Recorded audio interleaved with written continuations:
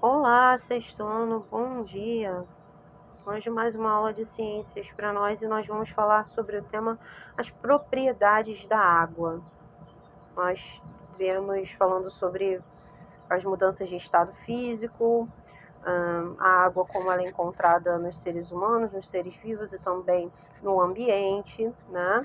A gente falou de fusão, solidificação, condensação e agora então, dando continuidade, nós vamos falar sobre as propriedades da água. Primeiramente, a gente vai entender a pressão exercida por um líquido. O que faz a água sair pela torneira? Quando a gente abre a torneira, a água que está parada dentro do cano começa a correr, não é? Isso acontece devido à coluna de água. Quanto maior for a coluna de um líquido, maior será a pressão exercida por ele. Além disso, a água apresenta as propriedades específicas como adesão e coesão. Como assim? As moléculas de água, elas possuem essa propriedade de adesão, que significa que elas são muito unidas entre si. As moléculas se conduzem, tá? Como se houvesse um movimento molecular e uma meio que vai empurrando a outra. E aí a coesão. A coesão é o que faz, por exemplo, a água subir, tá, da terra pelos dutos vegetais e conduz essa água até lá em cima. Mas essa propriedade específica de coesão é como se fosse uma capacidade que a água tem de subir, uma capacidade que a água tem de se conduzir, tá? Sem precisar de uma via, uma bomba ou uma bomba d'água, no caso, ou uma pilha, nada disso, nem esse tipo, sem a necessidade desse tipo de energia. No caso, ela tem a própria capacidade de se conduzir, sabe? Se conduzir. Então, ela, por exemplo, um vegetal, ele puxa o líquido, no caso a água encontrada no solo, pelas suas raízes. Mas o que faz ela subir? Né? O vegetal não está ali usando uma bomba, que nem a gente faz para puxar água de poço artesiano, por exemplo. O vegetal ele não possui nenhum mecanismo assim, que seria de sucção. Não. Ela sobe justamente por essa propriedade, que é a coesão, tá? E aí, então, a gente entende também que quando a gente coloca líquidos em um recipiente, por exemplo, a gente vai ter uma pressão exercida, então, por esse líquido. Quanto maior for a coluna de água, maior é a pressão exercida por ela. Isso aí é chamado também o princípio dos vasos comunicantes, tá? Quando dois ou mais recipientes estão ligados entre si, a água se distribui por eles, até atingir o mesmo nível. Então, quer dizer, se você colocar, você pode fazer a experiência em casa. Se você colocar duas garrafas, uma com água e a outra, uma com uma coluna de água de 10 centímetros e uma segunda garrafa com uma coluna de água de 5 centímetros. E aí você coloca um caninho, uma mangueirinha, passando de uma para outra. Depois de algumas horas, você vai verificar que as duas garrafas vão estar com a água em nível. As duas estarão em estado de equilíbrio nivelado. No caso, você vai ver as duas com mais ou menos 6, 7 centímetros e meio. O que acontece? Isso é o princípio dos vasos comunicantes, tá? Então, se você tem vários recipientes que estão conectados, a tendência da água é se nivelar. Ela vai sempre passar de um vaso comunicante para outro até estabelecer então um equilíbrio, no caso um nivelamento. A água exerce pressão nas paredes dos recipientes que a contêm e também transmite pressão. O resultado final é a pressão em todos os vasos. A distribuição das águas nas cidades se baseia no princípio dos vasos comunicantes. A água chega na torneira das casas e jorra com certa pressão. Isso resulta da transmissão da pressão da água no interior dos canos que ligam a torneira, tá? Ou a caixa d'água, por exemplo. Então, o que acontece? Quando você enche um recipiente de água, a água exerce pressão contra as paredes daquele recipiente, tá? E é por isso que às vezes a gente ouve falar de alguma represa que estourou, né? Acho que todo mundo já deve ter ouvido falar, a represa estourou e tal. Por que isso aconteceu?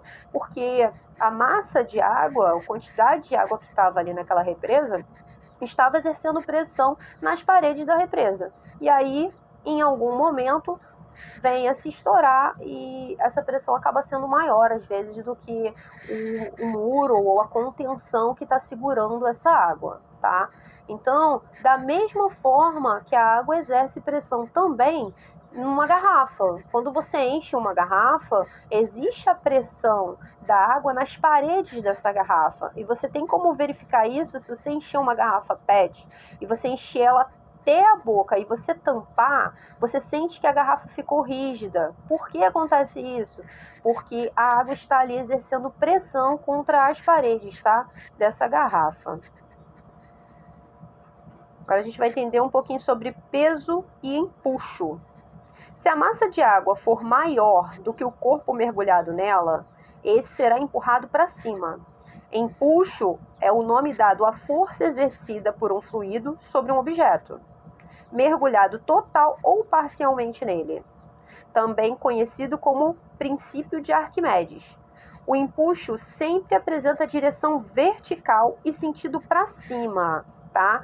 Então, por exemplo, quando você vai a uma piscina ou uma praia e aí você tenta boiar, por exemplo, você boia pela capacidade do empuxo, tá? Porque a água está exercendo essa pressão ali que faz você ficar lá em cima, flutuar, tá bom? Mas por que acontece isso? Então, é a pressão da massa que foi locomovida de água. Quando a gente entra na água, a gente move uma massa de água. Se você der um mergulho, se você pular, o que acontece? Você desloca uma quantidade de água para caber o seu corpo, tá? Porque dois corpos não ocupam o mesmo lugar no espaço ao mesmo tempo. Para você entrar num recipiente que contém água, um pouco dessa água ela vai se espalhar. E aí o que acontece? Você exerceu pressão então sobre a água. E a água exerce então, ou qualquer outro líquido, né, que o corpo tiver submerso, ele vai exercer uma pressão vertical para cima, devido à gravidade também.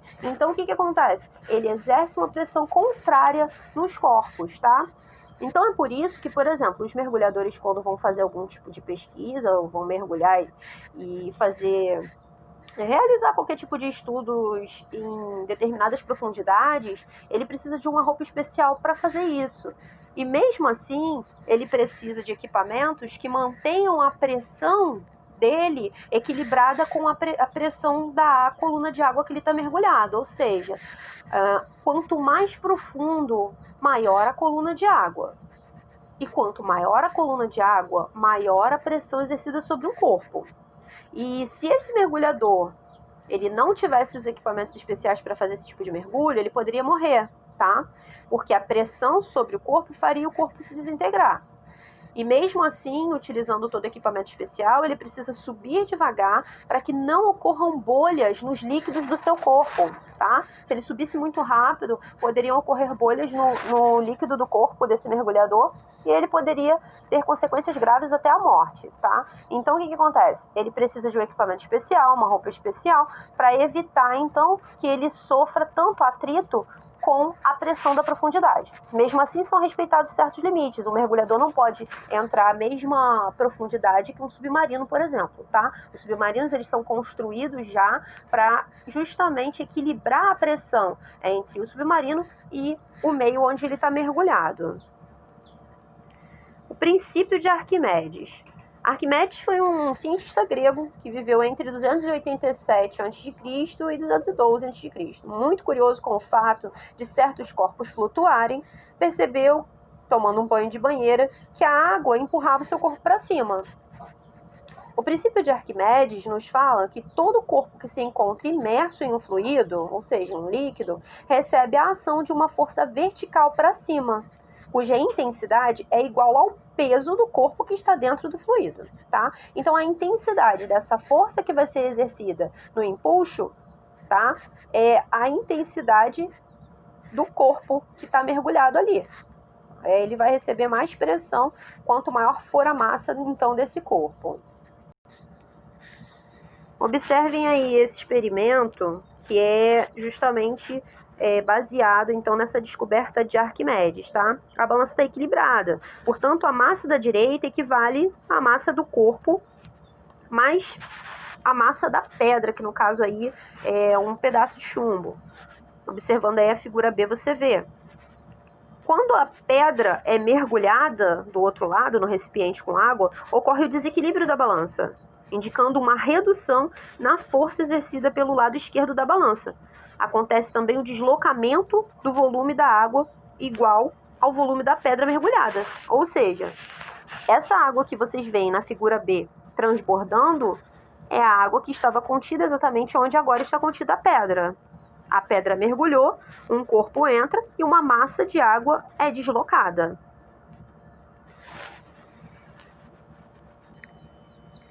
O princípio de Arquimedes é um dos princípios que formam a base teórica da hidrostática, que é a dinâmica que vai estudar, então, a água, tá? E as propriedades, a pressão, impulso, tudo isso.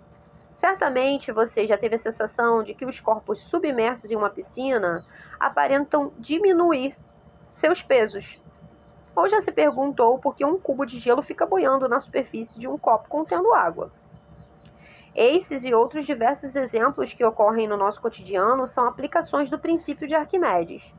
Então, essa sensação de que quando a gente está dentro d'água a gente é mais leve, ela se dá exatamente pela ação do empuxo. No livro de vocês, na página 191, vai estar falando sobre as lendas de Arquimedes. Eu gostaria que vocês lessem, tá? Para a gente comentar, então, também durante a nossa aula. É isso, pessoal. Espero que vocês tenham compreendido o conteúdo. Toda e qualquer dúvida nós vamos tirar juntos na nossa aula. Um beijo e até a próxima.